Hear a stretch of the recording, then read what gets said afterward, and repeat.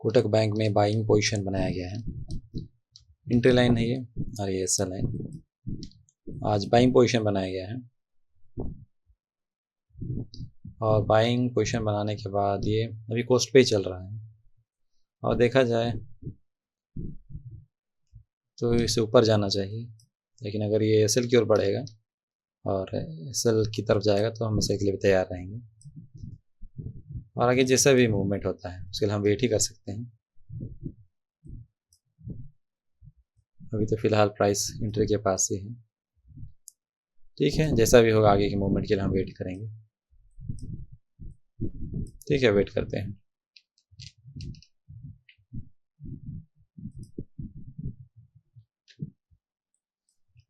Price अभी हमारे favour में चलना शुरू कर चुका है और यहाँ तक इसने लगभग 1:1 से ज़्यादा का टारगेट हमें दिया है और हमारा ट्रेड जो है 1:3 का है, तो हम वेट करेंगे 1:3 के टारगेट के लिए।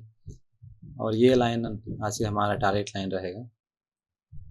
देखते हैं कितनी देर में टारगेट की ओर बढ़ता है और टारगेट हिट करता है या फिर लौट के एसएल हिट करता है या फिर साइडवेज हो जाता है। आज वेट करते हैं।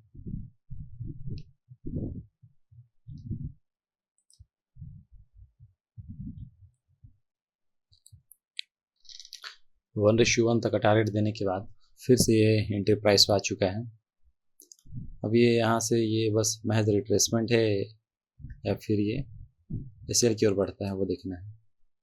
ये पूरी तरह से रिटर्न करता है या फिर यहाँ से रिवर्सल, यहाँ से रिट्रेस करके ऊपर जाता है, वो देखना है। अगर ये यहाँ से पूरी तरह से रिवर्स कर देगा तो हमारा एसएल चला जाएगा। अदरवाइज ये बस अगर रिट्रेसमेंट होगा तो ये ऊपर जाना चाहिए। ठीक है, वेट करते हैं।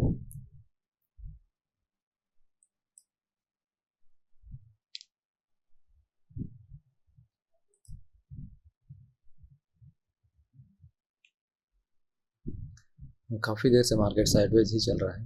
जैसे एंट्री लिया, लेने के बाद हमारे फेवर में थोड़ी देर चला, फिर से प्राइस पे आ चुका था एंट्री प्राइस पे, फिर से यहीं पे टाइम स्पेंड कर रहा है। कहा जाए तो पूरी तरह साइडवेज हो चुका है। अब वेट करेंगे या फिर ये देखा जाए तो ये पूरी तरह से अब एसएल की ओर ही तेज़ी से बढ़ रहा है। देखते हैं, एसएल हिट करेगा तो हम एसएल लेके ट्रेड क्लोज करेंगे। अदरवाइज अगर ये ऊपर जाता है तो हम फिर टारगेट के लिए देखेंगे। वो लग तो रहा है कि अब नीचे ही आएगा, फिर भी वेट करते हैं प्रॉपर एसएल के लिए। ठीक है, वेट करते हैं।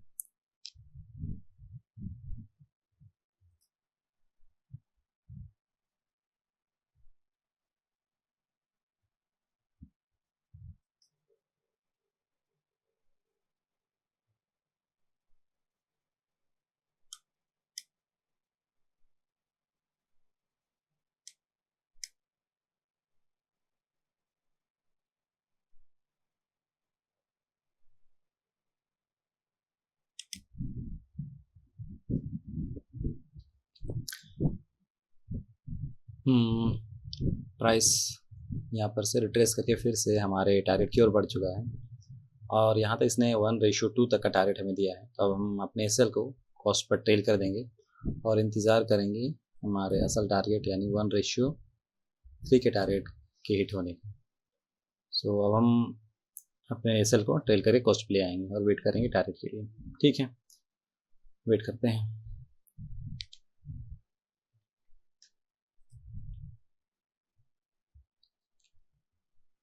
हमने एसएल को कॉस्ट पे ट्रेल कर दिया है और अब हम वेट करेंगे। बस थोड़े से पॉइंट्स के लिए हमारा टारगेट बचा हुआ है, तो टारगेट हिट होने के लिए हम वेट करते हैं।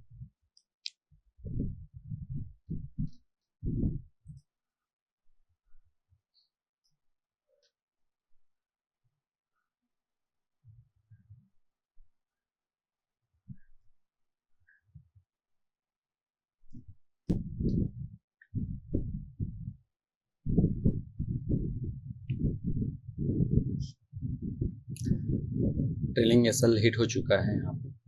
कैंडल ने ट्रेलिंग एसएल हिट किया जो कि कॉस्ट टू कॉस्ट पे था आज हमें ना कोई प्रॉफिट हुआ ना ही कोई लॉस, और आज हम कोस्ट टू कॉस्ट पे एग्जिट कर चुके हैं। हम देखते हैं आज का ट्रेड क्यों बनाया गया था। हम सबसे पहले चले जाएंगे डेली टाइम फ्रेम पे। अगर डेली टाइम फ्रेम पर कैंडल देखें तो कैंडल ने हायर हाई बनाया था। अब हम आ जाएंगे 5 मिनट टाइम फ्रेम पे। अगर पिछले दिन का चार्ट देखें तो पिछले दिन के चार्ट ने लोअर लो बनाया था, और अगर हम आज का चार्ट देखें तो आज ओपनिंग कल की क्लोजिंग कैंडल के ऊपर हुई थी। ओपनिंग के बाद इसने सपोर्ट कंफर्म किया, फिर रेजिस्टेंस कंफर्म किया। सपोर्ट और रेजिस्टेंस कंफर्म करने के बाद जैसे ही इस सेलिंग कैंडल के हाई के ऊपर इस कैंडल ने क्लोजिंग दी, हमने एंट्री बनाई और एसएल इसी स्विंग लो के नीचे रखा था, और ये बहुत देर साइडवेज रहा। फिर हमारे फेवर में चला, लगभग इसने 1:2.5 तक का टारगेट हमें दिया था। बस कुछ पॉइंट्स के लिए हमारा टारगेट 1:3 का रह गया, और 1:2 के बाद हमने अपने एसएल को कॉस्ट पर टेल किया था, और यहाँ पे हमारा टेलिंग एसएल हिट हो चुका है। सो आज का यही ट्रेड था। मिलते हैं अगले ट्रेड में।